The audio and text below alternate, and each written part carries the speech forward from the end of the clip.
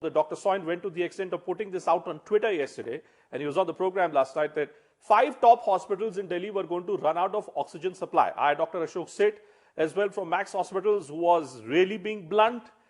Has the reality changed, Dr. Soin, in any way whatsoever, as we really move towards that, we are counting down towards the deadline to expire?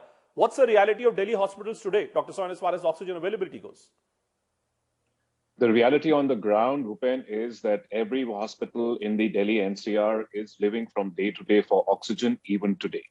It is very similar to yesterday. It may not be the same hospitals and the same number of hours left for oxygen to run out, but it's a similar story. Few hours of oxygen left. Don't know when the next stock is going to come. Don't know how much is going to come. Don't know how many beds we open out, because we're not sure how many oxygen-equipped beds we're going to have in the next 24 hours. So pretty much as grim as yesterday. So it all remains the same. It all remains the same. I'm just looking at some numbers, Dr. Soin. You know, it's being stated that Delhi requires help with 10,000 oxygenated non-ICU beds and 1,000 ICU beds.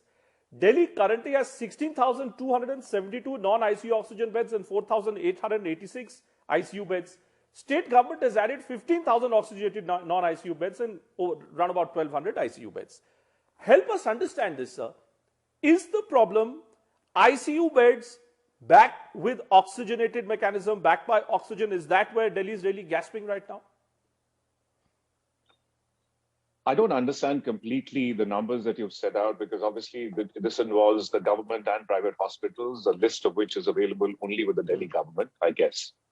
But what I would say is that, yes, the shortage of oxygen and the constraint with the oxygen supply limits the number of beds that can be used. There can be physical beds available, but they may not be equipped with oxygen. So you can't really take up any COVID patients there.